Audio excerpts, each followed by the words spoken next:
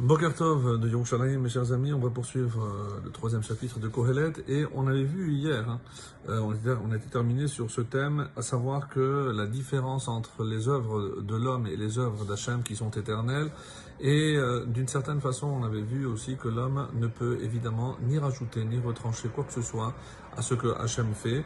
Et ce que je voudrais rajouter par rapport à cela, c'est que l'homme pourrait un petit peu s'insurger. Pourquoi? Comme il est rapporté ici, comment se fait-il que Hachem a permis à l'homme d'avoir de grandes aspirations? Veimze, et en parallèle, Sam Gevul Lidiatur Tsono. Il a quand même mis des freins, des limites, aussi bien à sa connaissance que à sa volonté. Donc évidemment, il ne peut pas tout faire, il ne peut pas tout réaliser. Et la conséquence, évidemment, la conclusion de cela, c'est que parce que ce que Hachem essaye de faire émerger chez l'homme, évidemment, c'est la crainte, chez Yireu. Et comme il dit, Mitosh yakiru ben adam et kotzer yicholtam, Yireu et Elohim. Lorsque l'homme se rendra compte on va dire, de sa limitation dans ses capacités, à ce moment-là, il sera amené à craindre Dieu. En tout cas, c'est ce chemin que nous invite à prendre le roi Salomon. Et on est arrivé au verset 15 qui dit « Mashehaya kvarhu » ce qui déjà fut, Mashehaya hu, et. Donc j'essaye, comme vous l'avez remarqué, de faire une traduction la plus proche du texte, et ce n'est pas une simple affaire, puisque si ça prend un petit peu de temps, parce que les traductions qui existent ne sont pas telles que je les aime, à savoir vraiment la plus proche du texte. Va asher lihiot kevar haya, et ce qui doit être, kevar haya a déjà été. Veha Elohim yevakesh et nirdaf, et Hachem, Dieu, recherche Nirdaf, ce qui fuit. Est-ce qu'il faut traduire ce qui fuit?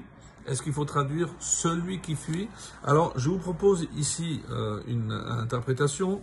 Ce n'est pas évidemment la seule, mais c'est ce qui est dit. Qui Elohim yevakesh ta Nirdaf, Elohim yevakesh elbono shel ashuk miyad rodfav veoshkav. Donc, Dieu va chercher à venger l'humiliation chez l'Ashuk, de celui qui est opprimé, miyad rodfav veoshkav, de la main de ses oppresseurs, et rodfav, et de ses persécuteurs. C'est-à-dire qu'il y a ici caché derrière ce verset une notion de justice, même si apparemment il y a des oppresseurs d'un côté et des personnes qui sont opprimées de l'autre. Sachez que Dieu, Yevakesh, il recherchera, comme l'explique ici ce commentaire et d'autres d'ailleurs, pour se venger, pour faire payer tout le mal qu'un homme a fait à un autre. Donc, en quelque sorte, sachez qu'il y a une justice, même si, encore une fois, on ne voit pas à simple vue.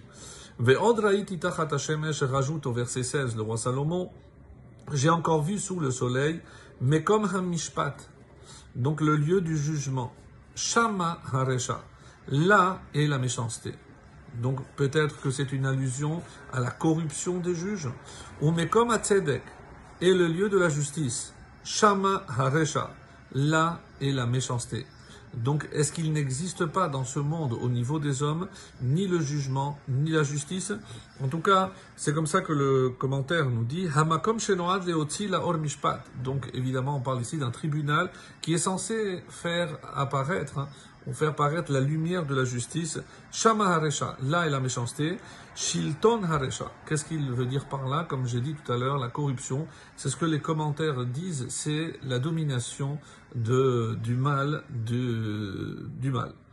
ומקום הצדק, מקום בו היו צריכים לרדוף צדק ולהשליטו, שם הרשע, שם גובר הרשע והצדיק נרדף. Et c'est le juste qui est pourchassé, qui est poursuivi. Donc Hachem regarde les œuvres de l'homme et il se rend compte donc de cette injustice. Et le comble, c'est que après l'homme va imputer l'injustice à Hachem. Quand ici le roi Salomon nous fait clairement voir ou entrevoir que la corruption c'est au niveau des hommes. Et un dernier verset, le verset 17, Amarti ani belibi, j'ai dit en mon cœur, et tzadik ve et harasha yishpot Elohim. Le juste et le méchant, Dieu les jugera. Ki et lechol chefetz, car il y a un temps pour toute chose. Ve'al kol ha'maaseh sham, et concernant toute œuvre. Alors, certains disent ici Sham, est-ce que c'est Sham ou Sam, d'après certaines interprétations. Sam, il a mis, autrement dit, Hachem a imposé une justice et un temps pour chaque chose, donc tout le monde sera jugé. C'est Sham, là-bas, certains parlent ici du monde futur. En tout cas, je termine avec cette conclusion ici. Yishpot Elohim, qui lo atzdik, comme c'est marqué dans Shemot, le chapitre 23, le verset 7. Qui lo atzdik racha, je ne peux pas donner raison à un racha, un méchant, qui a mishpat Elohim, car la justice appartient à Dieu. Et c'est pour ça que Sham, ici, comme un mishpat, là où se passe le jugement, là je serai présent. Excellente journée.